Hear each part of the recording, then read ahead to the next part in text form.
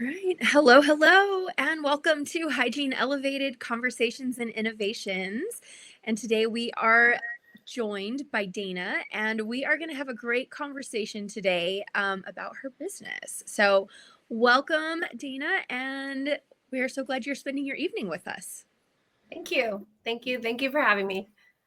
So, we always love hearing the origin stories of hygienists. So, tell us about your journey into dental hygiene and what got you interested in this field. Yeah, definitely. It goes back pretty far. I had my first dental visit when unfortunately I was 13, and it was a terrible experience. I was in tons of pain, and my parents just didn't have the finances and opted out of dental insurance back in the 80s. And when I went, it was pretty devastating. They said, you need 2 root canals, 10 fillings. You should have brought her in sooner. Anesthesia didn't work. I mean, just kind of those bad patient stories that you hear from some patients. I lived it. And so I decided in high school, when we were able to move from the Bay Area to San Diego, that I was going to take really good care of my teeth. It was a new start, and I didn't, judge myself any longer for not having good teeth because everything was fixed. And I had an orthodontic appointment, and the girls were so cute. They were all in scrubs and they were happy. Everybody in there was like, wanted to teach me how to brush. It was uplifting. And so I got braces put on when I was a sophomore, and it just changed my complete outlook. I'm like, you know what? Some people were just less fortunate. We didn't have the money for dental care. And so after my braces were completed senior year, I was like, oh, I'm putting on scrubs. I don't know what I'm doing, but I want to look cute in some scrubs and I want to help people.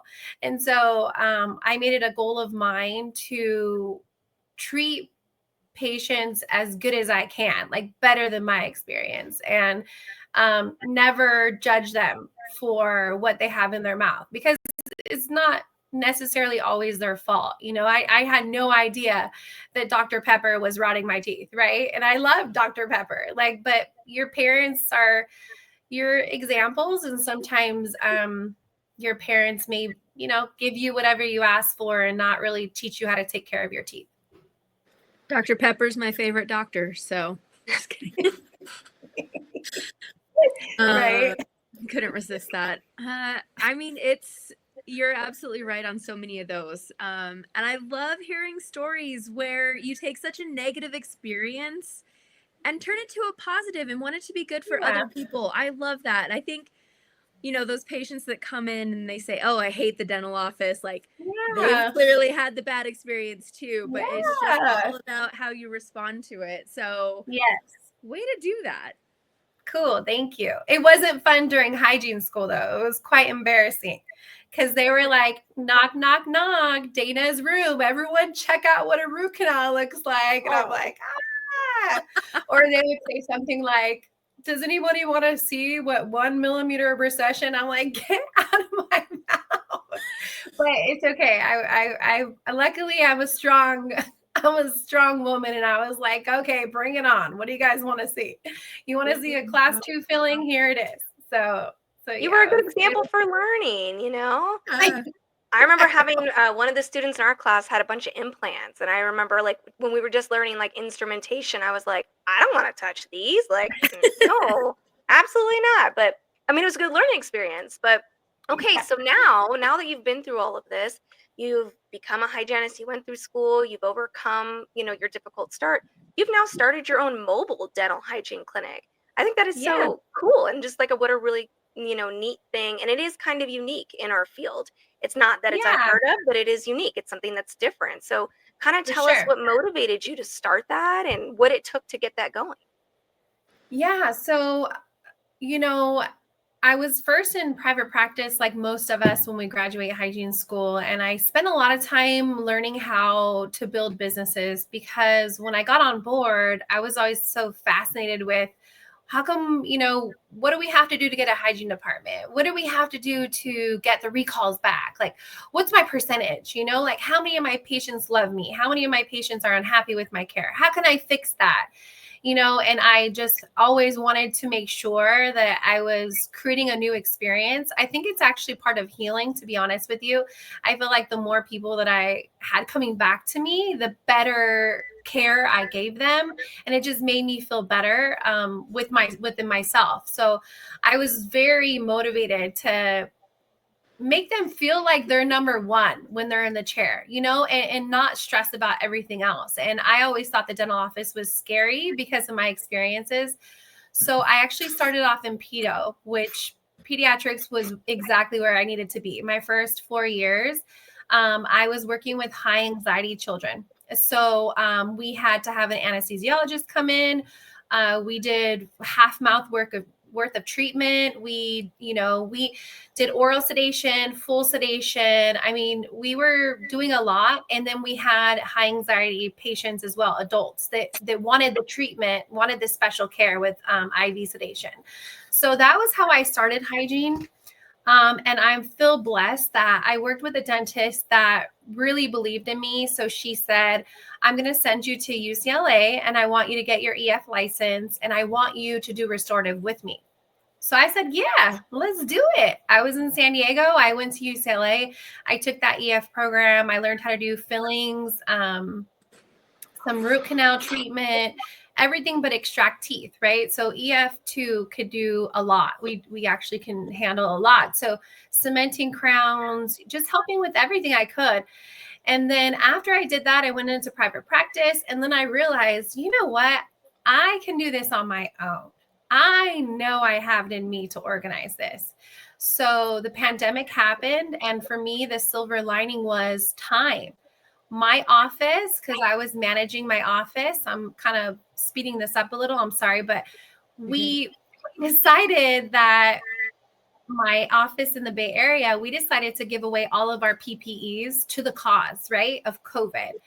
And so we didn't know that we were going to have a massive shortage of getting our PPEs back. So we closed down our doors for 3 months. And within the 3 months, I was at home and I'm a busybody and I'm like, ooh, what can I do? What can I do? And I was like, okay, I know there's people not getting care. How can I do this? And so I took the UOP program for RDHAP and I took the modules, I completed it. And then right away, I started applying for business licenses and just became obsessed with how I can deliver the same or better care than I did in a dental office in someone's house. So I really wanted to master, how do I take care of the people that can't get here that still really, really deserve care? It's completely unfair that they can't get a dental cleaning or fluoride or sealants or, anything. They're bed bound. So I decided I wanted to build the business. Gosh, I feel like you just summarized so much in that time. Okay, we looked at the timeline a little bit, but how long does the EF program take? And for those who don't know the EF program, how long did that take versus how long did the RDHAP take? And you are specifically in California, correct? I am in California, and bear with me because I think times have changed, and that was in the beginning of my career. So I have been doing this for a while now. So I don't know what's changed. So I don't think my timelines are going to be accurate for everybody. But UCLA program was about a year of my time, and it was every weekend because I chose the program that was for working individuals. So there could have been people that did it faster than me, but I went in knowing that I had a full-time job. And I already had a baby. So I had a son and so I was working full time for the pediatric office. I believe that was about a year. I did have to take a dental board for that. And it requires you to be an RDA. So I have my RDA license, my RDH license, my RDHAP, and my RDH, did I say EF2? I mean, I did it all, girl. I said, look, if I'm going to do it, I'm going to do it to the best of my ability. I'll just do it all. What do I need to know as much as I know without going to dental school? And I feel so passionately that hygienists don't need to also be a dentist. Like we don't have to. We could stay in our lane and we can help people. And yeah, I'm just happy for my journey. I'm happy I did all of it. It did take a long time. The RDHAP program was half a year, I believe. It was about half a year. And that was modules and check-ins and online and case studies and a lot of pharmacology. It brings back all the information that we learned in dental hygiene school, going further than just like blood thinners, right? You want to know the people that we deal with at home on an everyday basis. For me, and I got a few new patients today, they have 8 to 13 medications, like on average. So, you do have to go back to the core of hygiene and say, what do they need? But how can I help them with what they have going on? And never, ever, ever to compromise our care, but also their health, So, it's a lot more responsibility. I mean, I love it though. I'm passionate for it. But yeah, those programs, that's how long it took. Half a year and then a year for the EF program, I believe. So with your business, there's like obviously a lot of time and effort it takes to commute and set up for each of your patients. What are some of the strategies that you are implementing to help keep that business profitable? Yeah. So I spend a lot of time on prepping before I walk out the door. I pre-label and pre-organize everything. So my 75% of my garage at home is a dental office.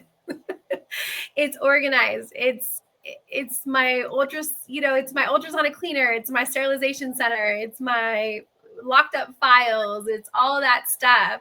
And so I just gig out in there and I prepare everything. I review charts before I go. I put it all together in little neat packages. I do not waste time with, when you're at a dental office and you don't have a patient doesn't show and then you like to like pre-make trays or what have you. No, it's like ready to go. And I follow all the same OSHA and the same PPE stuff that we all do, like fully geared, all that stuff.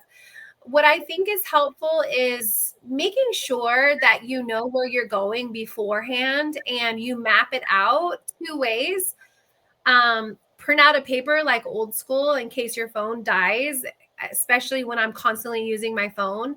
So you make sure you're in the right place, bringing the backup chargers, right? So when you're there, you can plug everything in, and just making sure that you're keeping it in one area. So I don't go outside of that radius. Like if the patients are more than 10 miles apart, it just doesn't make sense. So you just really have to keep them very close together. And if that means when you first start your business that you're only seeing one patient a day, like, yeah, that's kind of what it took. I mean, in all honesty, I have on my Instagram page because I made it more of a blog of like really who I am and what I'm doing. And I didn't earn a dime the first year. I mean, I didn't. I just was building the business. I was just really learning what I had to do to help people. And at first it was costly. It wasn't profitable at all, to be honest with you. It was just more like figuring it out. So yeah, so I would say staying very organized, which I think as a hygienist, if you guys agree, most of us are pretty organized as it is. We're kind of meticulous. I mean, if you like scraping off tartar off of people's teeth, you're meticulous. so that's what it took, really. That's awesome. So you're seeing most of these clients in their home, is that correct? Yes. Yeah. Okay. And so seeing them at, oh, go ahead. Well, there's really there's four places that I see patients. So it's either going to be in a large facility where there's hundreds of patients there, but I'm only seeing 3 of them, or it's going to be in a care home that's smaller, or it's going to be at the residence, just that one residence. So, or it's going to be at a health fair or a school. So, so I think it's wise to have them in one place, like I said, but definitely it doesn't, you have to grow to get there. You can't assume you're going to see like the whole facility, right? Like there's barriers to care that I could spend hours on talking to you guys about. There's a lot of barriers to care because the person that you're caring for is unable to care for themselves. So think about it. That person is normally not the one that's on the phone like, hey, Dana, where you at? Let's get down with the cleaning, right? I got to go through their daughter or son or distant relative, or sometimes they don't even have relatives that are alive. And you're like, wait a minute, who's visiting you? And then you realize there's not many visitors, and then you spend more time because you want to just hold their hand. Like, it's just different. Gotcha. Well, that's pretty incredible. And I feel like one of the hardest areas for me to think about is, excuse me, is going to people's homes in regards to safety. So like, when you're going into people's house, are you ever concerned about yourself, or how do you make sure that you're safe in those environments? That is a super good question, because that was an insecurity only for the first 6 months of business for me personally. But I also grew up in the Bay Area where a lot of places are unsafe and it's just a busy city. So for me, we were raised with having your head on a swivel and like always looking around to see if there's opportunistic people around you. And so maybe it's more spiritual for me, but when I'm there at someone's house, I quickly realize what I'm really there for, and it's for them. And anything else around me is I haven't been to a home in the last 3 years that made me feel unsafe. I know while I'm there, they know why I'm there. And I hope to inspire people that there's already nurses do this all day, every day. And there's physical therapists that do this all day, every day. And they're safe, and we're healthcare providers. We're delivering care. And a lot of people, when they see us in uniform or in scrubs or a lab coat or decked out in PPEs, they know what we're doing. They know we're not there to take advantage. And they also don't make us feel weird. I haven't really felt too weird. Only like random TMI stories patients will give me like, and I'm like, too, right? Don't share that, but no, safety hasn't been an issue for me. So with obviously being in people's homes, ergonomics can be a challenge. What things have you found to be kind of helpful with that issue? To be raw, because I am so transparent in my normal day life as a mom, as a hygienist, as a wife. Like my philosophy is just be honest so you're never caught in a lie. Ergonomics sucks when you're dealing with home health. It does. Everything at first when you learned at school, and I don't know if you guys noticed, I've been readjusting because I'm like, oh my God, my ergonomics are trash right now. It's almost impossible when you're working on a patient that is bedbound. Some of them you can't move, and some of them you'll ask someone to help you move them to the edge of the bed, and then they have a condition that they're pulsating and they're moving. There's no real good answer to that. These patients are just in different positions, and it totally compromises my body. So because of that, I feel it's paramount to stretch, and it's paramount to take care of our bodies more than ever. It's paramount for me to like take a hot shower to relax my muscles. It's also super important that I don't see too many patients and bite off more than I can handle, because in the beginning, I was so gung-ho about it. And I was like, I'm going to see 5 to 7 patients a day. It's like, what? Dana, why would you do that? The reality is you're sweating bullets, ladies. You're hot. Like, you're in a home that's 75 degrees because elders are always cold. And then you're supposed to be wearing all this stuff. And then they're nowhere. They feel like they're like 10 feet away from you. Like, so I wish I would have tell you that it's really easy to do ergonomics, but no, I normally catch myself in a mess, in a pretzel, and then I have to stop, fix myself, and then continue care, or I have to stop, stand up, walk away, come back because my back starts to tangle. And then I'm like, okay, the biggest thing I bought this year, though, that was helpful, I don't want to be so negative. I bought a kneeling pad that people use for flooring. It's like a husky, like a 4-inch pad. And I started kneeling because my back was straighter instead of standing up and hunching and going down, or instead of being in a chair, but I'm too far from them because the bed and the handles and all that. So I got a kneeling pad. That's cool. I mean, it's cool for like one patient, and then I have to switch it up. So I go from like kneeling to standing to, it just really depends. It's just unique. It's just different. Yeah. Every patient's different.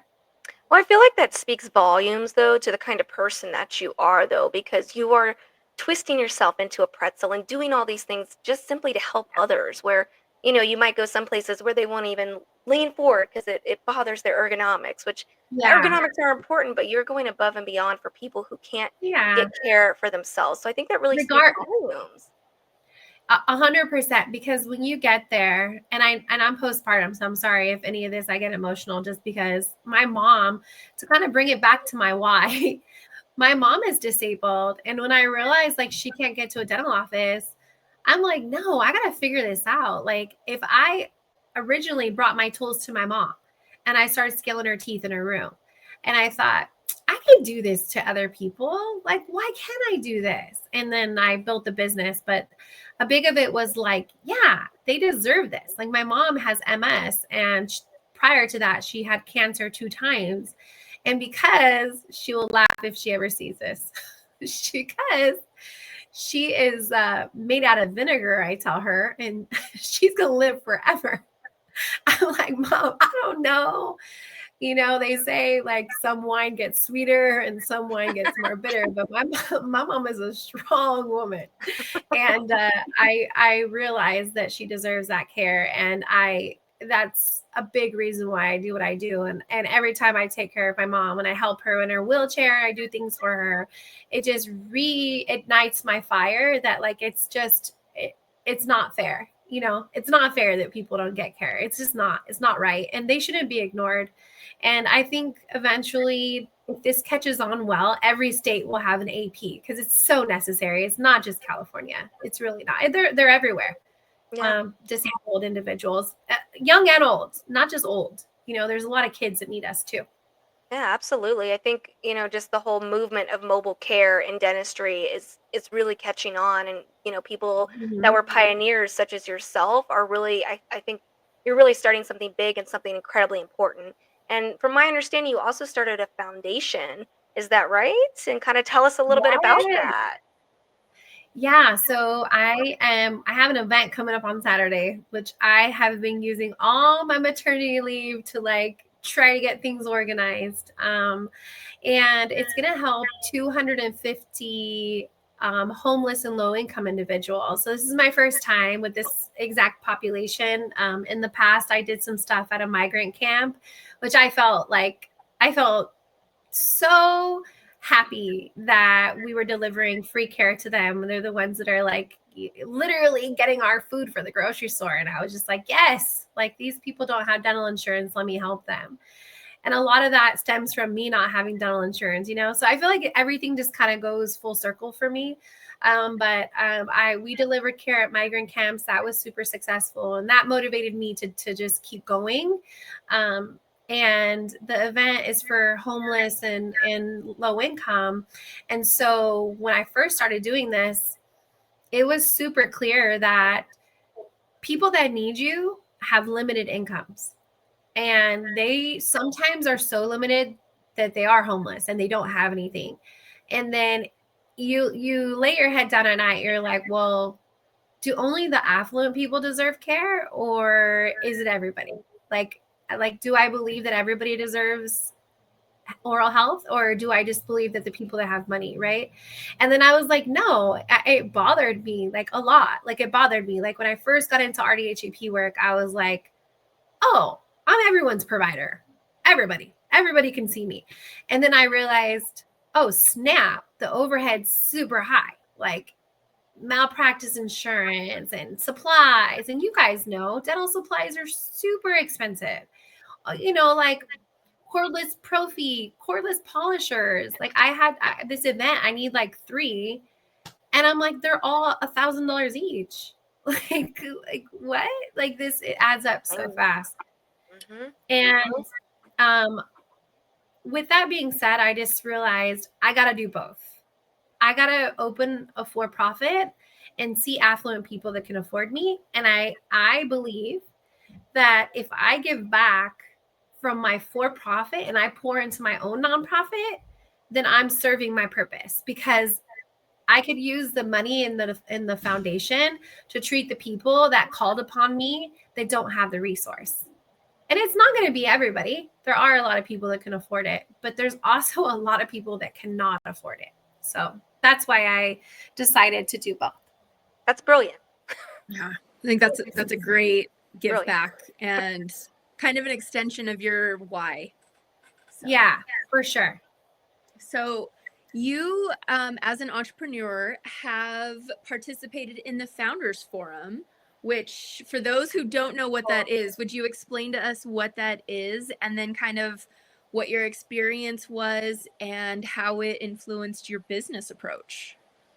Yeah, so I am super lucky that I am a military spouse. So for all those that have family in the service, hey, it's also Veterans Day. So shout out to all of our military families for sure. My husband's a veteran, a Navy veteran, of almost shy of 10 years. And we got married when he was in the Navy. And I looked into resources when I decided to open the business, and I was just like, I know clinical like the back of my hand. I can scale somebody when I'm sleeping. I mean, come on, we can polish, we could do all those fun things. But how do you run a business? Like, what? Like, where do you start? Like all of a sudden, do you go to Costco and buy like TurboTax? Like, what the heck do you do? And I went the route of education, which I'm comfortable with. And I decided that I was going to take business classes. And I didn't want to get anybody involved with my business or my nonprofit or for-profit without knowing what I'm doing first. So, I took a bunch of IVMF, is the Institute for Veterans and Military Families. It's very specific to just veterans and families and military. But they're so awesome, you guys. I'm like, they're a family for me. So as soon as I send an email and I'm like, hey, my website is not great, help me out, then they'll like pair me with someone to help me with the website. And so it's a resource, and I took about 5 of the programs. So I'm like really confident to say that I feel very educated on how to run a business now. And that was all from their help. And so basically I was invited to the Founders Forum because the IVMF, which is a supportive military program, they know my story, and they were with me from day one. So they were with me during the phase of ideation when I was just like, I got the idea of being a mobile hygienist. And then they're like, oh yeah, we'll get you there. And then I said, okay, let's do it. And then yeah, they invited me. They just said, you know what, Dana, we've seen your growth. I report to them twice a year on my growth. And they were like, we want to support you. You want to come to JP Morgan? And I was like, heck yeah. And I was super scared. Don't get me wrong, but you just do things scared. You just do it anyways. I mean, what's like the worst thing that could have happened, right? Like I told my husband, what's the worst thing that happened? We're going to DC. Yeah. And he's like, but you're 1 month postpartum. And I'm like, I know, my baby's 4 weeks. Like he's nursing, like, let's just go. And he's like, okay, I'm here. I support you. And then we hop on the plane. We got there. The trip was absolutely crazy at first, but it ended so well. And I was excited. It made me want to do more pitch competitions. I mean, I was pitching to them like a mini Shark Tank. It was super nerve-wracking, but it was really cool. That's such awesome. A cool opportunity and way to maximize all of your resources. Heck yeah, girl. We have to. Yeah. Because I bootstrapped it, girls. I bootstrapped the business. I saved a bunch of money. And then I just, before you know it, you're like, I was writing money and all of a sudden I'm like $40,000 worth of equipment and it's just bang, it's gone. That's awesome. And you're like, how did I just spend $40,000? It's crazy. That's crazy. I know. Well, I just wrote that down because I'm a military spouse as well. I had never heard of that. So I was writing that. I was writing notes while you were talking because I'm like, I'm going to look into that. That's absolutely incredible. Oh my God. You probably don't need me to help you, but if you want to call me offline and I will walk you through which programs are like critical, and they are so supportive. Oh, I will definitely do that. Absolutely. Thank you for that. So as an entrepreneur, like you were saying, you postpartum, you brought your baby to the Founders Forum, you're doing all these things, taking all these classes. It can be really hard to have a balanced and healthy home life between, half your work is in your garage and to and from and back and forth. So what kind of boundaries do you have set in place to make sure that you're, really balancing life, between work and home? Yeah. So I see patients 3 times a week, maximum. And I came from a maternity leave. So I was able to get this whole health fair and dental fair organized. And I'm a spiritual person. I'm a Christian. So I pray on it a ton. And I just pray and I'm like, where should I go with this? Should I work more on my for-profit? Should I work more on my nonprofit? Where should my time go? Like, what should I be doing? What should Dana be doing with her time? Is it social media? Where does it go? Right. And so I say absolutely not seeing patients on Fridays. My oldest is 17 years old. He plays football and rugby. And I'm there at those games, screaming my head off, and I wouldn't be anywhere else. That's my oldest, and my other kids have basketball games on Fridays. I'm there. Right. So Fridays for me is like no patient day at all. Don't find me anywhere on a Friday. Like I'm with my family. And I just think it's really important that if someone were to call me and need something from me, but I'm with my kids, I'm with my kids, and if they leave me a message, cool. But if they don't, it's okay. I mean, I feel so good about what we're doing. And I have so much passion for if I get someone in the chair with me, I know it's going to go well, that I'm okay to not capture every single call. And some people are not, but I just really believe that if I don't capture every call, maybe when I'm bigger and I can pay for a service, but I'm okay. I'm okay with not working every single day. I love that mindset. I think that is beautifully stated and something that so many working moms could really benefit from, because I'm kind of the same way, trying to find my balance, and that's a really good way of thinking about it. Yeah. And Sundays are always family day. Oh yeah. So in our house, it's God's day on Sunday. It's a family day. We're having breakfast, we're having lunch, we're having dinner. Everyone's at the table, and if you're not there, you're in trouble. I mean, it's, so yeah, that's our balance. No, balance is absolutely critical. So everybody's line is different. So absolutely drawing those lines is absolutely important. So Yeah. okay, well, we like to wrap things up with our standard 2 questions. So, as a hygienist and even as a business owner, what is something that took you too long to figure out that you wish you would have known earlier? I don't be a perfectionist. Just do it. And you know, if I was talking to my younger self, it would definitely be just do it. And then if you don't do it right, it's not really a fail. It's just a lesson, and it gets easier every single time. And there's always going to be people that know more than you, or, dress nicer than you, or, have more money than you, and it doesn't matter. If your intentions are good and they're positive, then I think that it will prevail anyways, and it will grow anyways. And there is hundreds of thousands of people that need help, and they're not receiving help. So I don't believe that I'm in a competition with anyone. And I wish that all of our colleagues as hygienists would agree that we should all just be helping each other. And I wish that I just overcame that faster, and I wasn't so scared to reach out to people. Maybe it was for the fear of being judged or something. I don't know. But yeah, I think it took too long to pull the trigger on certain things, just because I was so nervous. Yeah. And even speaking with you guys today, if you guys check out my social media, I am not on there all the time because I would struggle with is this what people want? Am I doing the right thing? What do they want to see? What if I stutter? Who cares? We're human. But that stood in my way for a long time. And honestly, my patients are not on social media.